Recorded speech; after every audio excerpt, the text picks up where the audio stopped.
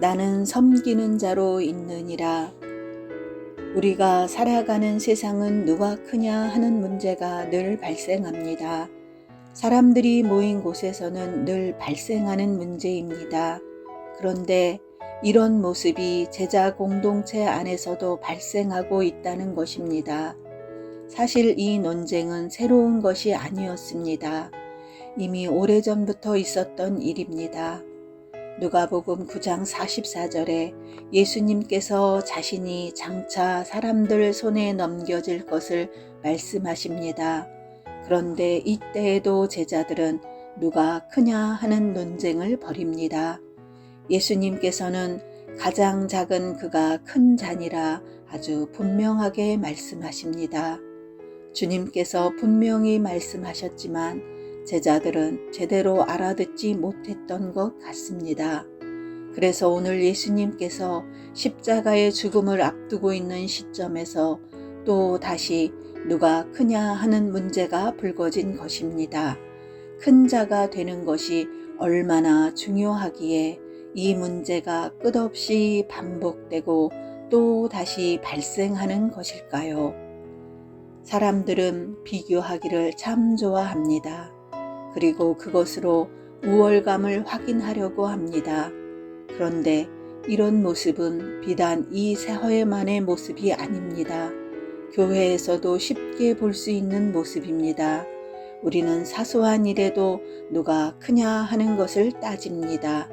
그러면 주님께서는 이런 모습에 대해서 무엇이라고 말씀하실까요?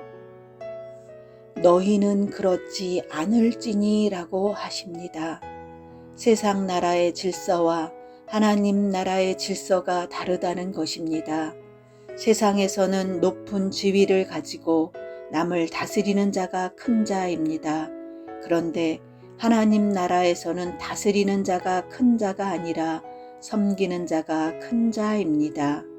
교회 안에서도 다스리는 사람이 아니라 섬기는 사람이 큰 사람입니다. 교회에서 직분은 다스리기 위해서가 아니라 섬기기 위해서 주어지는 것입니다. 목사, 장로, 권사, 집사 모두 섬기는 사람들인 것입니다. 예수님께서는 자리가 아니라 일이 중요하고 섬기는 일을 하는 자가 큰 자라고 하십니다. 예수님께서 구체적인 예를 들어 설명하십니다. 우리가 식사를 할 때 테이블에 앉아서 먹는 자가 있고 옆에서 식사를 섬기는 자가 있습니다. 옛날에 주인은 앉아서 먹고 종들은 식탁 옆에서 주인을 섬겼습니다. 그래서 섬김이라는 단어가 바로 종을 의미하는 디아코니아입니다. 그런데 주님께서는 하나님 나라에서 큰 자는 식탁에서 봉사하는 자, 다시 말하면 식사하도록 옆에서 섬기는 사람이 큰 사람이라는 말씀입니다. 예수님께서는 이것을 몸소 우리에게 보이셨습니다. 그러나 나는 섬기는 자로 너희 중에 있느니라. 예수님께서는 잡히시기 전날 밤에 최후의 만찬 자리에서 친히 제자들을 먹이고 마시게 하였습니다. 즉 식탁에서 섬겼습니다.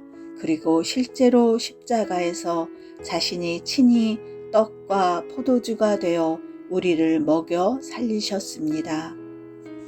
오늘날 우리는 성찬식을 통해 이 은혜를 다시 누립니다.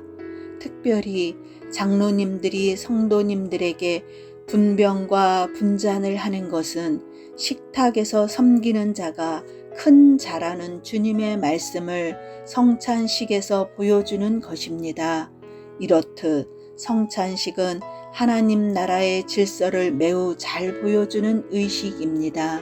성찬식은 그 자체가 섬김을 의미하며 복음의 정신을 가장 잘 드러내는 섬김의 절정입니다.